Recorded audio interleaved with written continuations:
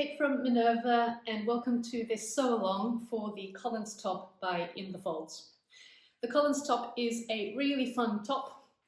It is boxy and oversized, and it has a lot of different pieces, which gives you an opportunity to make the most of the seam lines and play with stripes or piping. For the purposes of the sew along, I've chosen a plainer fabric today, which is a cream coloured linen cotton blend from Atelier Brunette, of course available from Minerva. And the reason I chose this one is because this fabric has body and it also has a little bit of drape, but is quite lightweight. Of course, your choice of fabric is quite extensive. You can choose anything woven that's light to medium weight. Other fabric choices you could imagine for this top include chambray or double gauze, or perhaps a viscose if you're looking for something with quite a lot of drape. If you wanted something very architectural and structured, perhaps you could go for a cotton poplin as well. As long as it's not too heavy, I think it will work. In terms of supplies, you will of course need some thread. Mine is colour 802 from Gutermann, and I've tagged that below. You'll need a button for the button and loop closure at the back. Of course, you need some needles, and I have a size 70 here, and I'll tag those as well. But if you had a size 80 or a size 60, you need to choose depending on the fabric that you have. Finally, the neckline is finished with bias tape, so optionally you could buy that ready-made, and I'll tag some below. Otherwise, you can make it yourself by cutting strips of fabric. I'm going to make view A of the top, and as you can see here, there are quite a few different pieces in shapes that are a little bit unusual. So I'd really recommend that you keep everything pinned on until you need to use it, and also make sure that you've got all your notches marked to make sure everything comes together quite well. So the first thing to do is to attach the side front to the center front. So let's do that. The center front is this one, and it's the only piece of this top that's cut on the fold. You can tell where the neckline is because of this roundedness here. To attach the side fronts, you need to match the 2 single notches in the side front, and then you're going to stitch with a 1.2 centimeter seam allowance, or ½ inch. So this is ½ inch here along this edge, so when you finish sewing and turn this over, you should get a nice smooth edge. So that is the side front attached, overlocked and pressed towards the side front. Now the pattern maker says to also stay stitch these edges, which you can if you want. So that would be when you stitch about 5 millimeters in from the edge all along, to prevent the edges from stretching out. Now, because sewing is much about personal preference, I don't think that's really necessary for the fabric I've got today. So I'm going to move on to the next step. So this is the center back, both sides. This is the neckline, and this is the center back seam. Eventually, the back will look like this. And I think because there is a little bit of stress, particularly in this part where the split is, I wanted to put a little bit of interfacing along this strip here, because it basically acts as a facing. And then I'm also going to put a small bar tack here, so I'll show you when I've done that. But here I've just cut a 2 centimeter strip of interfacing and just gone a bit beyond the notch, and I've just done that on both sides because the seam allowance is 2 centimeters. Again, personal preference. This is the back now sewn together with a 2 centimeter seam allowance.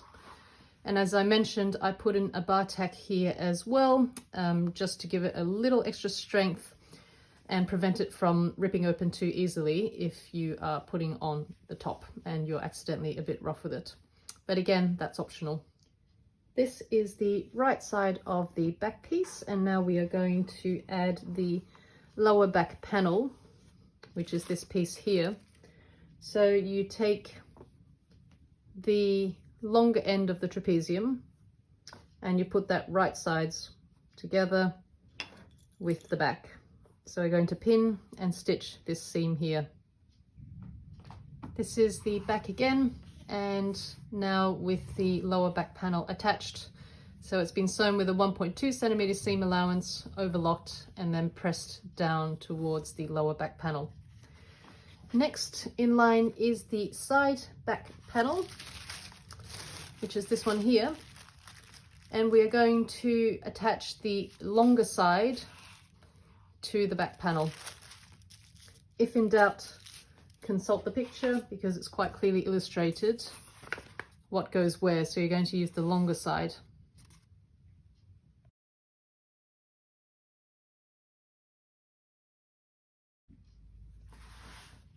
Again, a 1.2 centimeter seam allowance, overlocked and then pressed towards the side back.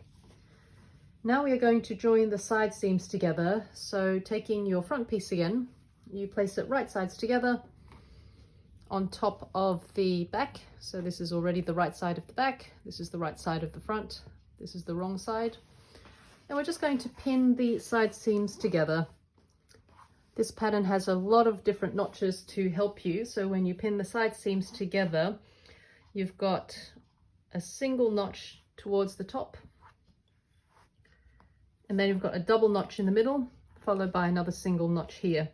So it's quite easy to tell if you've got the notches and everything else lined up properly, and also to make sure you haven't sewed, the wrong part of the wrong side of the sleeve or the back to something you shouldn't have, for example. So I'm just going to stitch this with a 1.2 centimeter seam allowance and then press it open. The sleeve is in 3 parts and I recommend laying it out as per the instructions. This is 10, 11 and 12 in terms of pattern pieces. And before you begin, you need to overlock the small edge of 10 and the small edge of 12. Then you're going to join 11 to 10. So flip over 11 and match the notches. The piece is roughly divided into thirds in terms of notches. So there's one here and one here. And we're going to sew that together with a 1.2 centimeter seam allowance. Once 10 and 11 are sewn together, you just need to overlock that edge together and then flip open number 11 again. We'll press it all in a moment. And then flip over 12 and place that on top of what you've just made. So the overlocking should be on top of the overlocking. And then we stitch this one down with a 1.2 centimeter seam allowance. Your sleeve should now look a bit like this, and this particular seam is pressed open and this one is pressed towards the side, towards the middle piece. Because this is sewn on a curve, it's helpful to use something like a ham. You can get these from Minerva, because it means that you can place the fabric on your board and it will shape really nicely when you put the iron over it, as opposed to trying to iron things on the flat. So a useful tool to have if you can get your hands on one. Now to attach the sleeve to the top. So this is the body of the top. I've put it the right way out, as you can see. This is the front, this is the back. And then we take our piece, and the one with the pressed open seam allowance matches the side seam. The top here matches the top on the front, and then this one matches the back. So you just need to go through and pin it all the way around. Let me demonstrate. So I like to pin first on the edges. So I start at the top, and then I'm going to pin at the seam where I know it needs to match. And then I pin on the back, and then I will go back and fill this in with pins. There's also notches to guide you as well here. On the back body, there's a double notch here, for example. Both sleeves are now attached and overlocked, and the last thing to do is to attach the shoulder seams. So we are going to turn the top inside out. We are nearly there.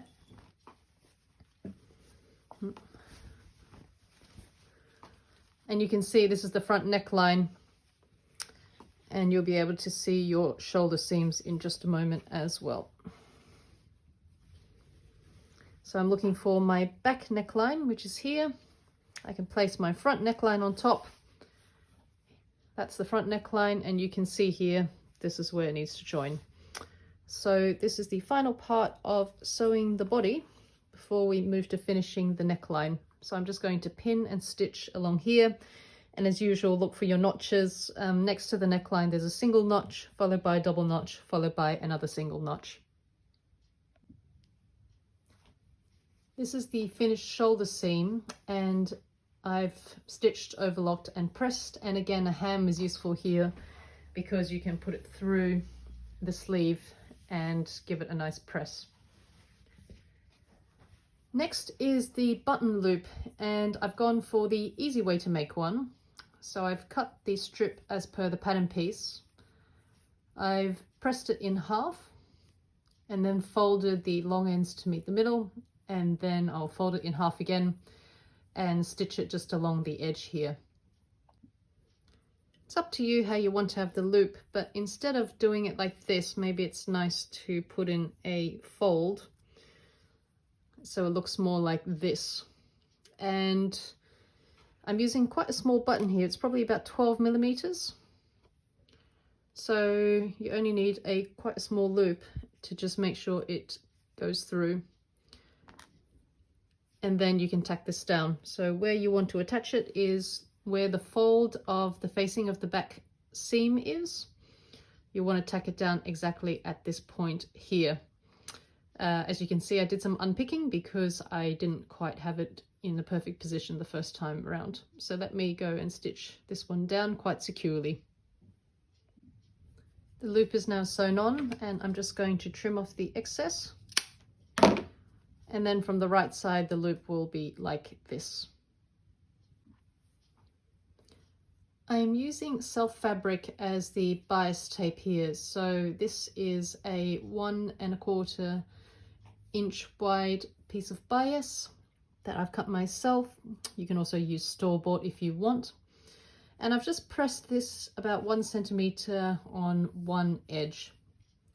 Now the pattern again asks you to measure out necklines and things like that, but I find that really complicated, and there's an easier way to do it. So just cut a piece of binding that's a little bit longer than what your neckline is. So I usually just cut a really long piece, and then press this in by 1 centimeter and fold over the end here like this. And then we are going to attach it to the neckline. So this is my garment the right way out. You can see this is the back.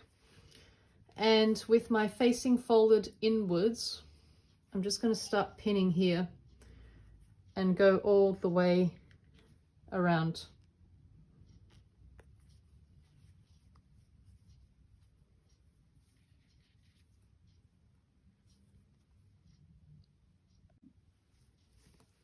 I've pinned all the way around, and when I get to the end, I know where my edge is, so I'm going to just pin along the edge here to the end, and then give it a little bit of seam allowance. So for example, yeah, 1 centimeter or so, and then fold it back, and then just trim off the excess, and that's it. No need for doing a lot of measurements and things. When it comes to sewing the bias on, as you can see, I've just started at one end of the center back with the edge folded in, and then I've gone all the way around with a 1 centimeter allowance, finishing here and the other end. What you want to do now is to understitch. So starting again at this end, you want to fold over your bias tape like this, and then you're going to stitch right next to the edge and catch the seam allowance underneath. And what this does is that it will prevent the bias tape from wanting to roll out of your top when it's finished. With the understitching done on the bias tape, you are now going to fold this over, give it a press if you haven't already done so, and then secure the binding to the wrong side. So if you're doing this by machine, you can stitch a line of stitching just along the edge here, or you can do it by hand depending on your fabric. And when you get to the ends, it's a simple case of just folding it over and finishing it. So you'll stitch this down, and optionally you can also hand stitch this closed, or you can machine that closed, and same on the other side. So you should have enough clearance here to go over where the loop was, so you can hide that seam here. Before you stitch it down, you may also want to trim down a little bit, because this is quite a thick seam allowance, or quite a wide seam allowance at 1 centimeter, and it does get a little bit bulky. So especially on the ends where you have seams. So you could also just trim down to about half of what it was, for example, like this, before you actually stitch it down, and that will just reduce the bulk a little bit in the neckline. With your neckline stitched down, so I've just used a machine stitch here, the last thing to do is to hem. At this point, I'd recommend that you try on your top so that you can see what you prefer in terms of hem. The pattern has a 3 centimeter hem allowance on the sleeve and 1 centimeter on the bottom. So the sleeve is that you overlock the raw edge and then you fold it in by 3 centimeters.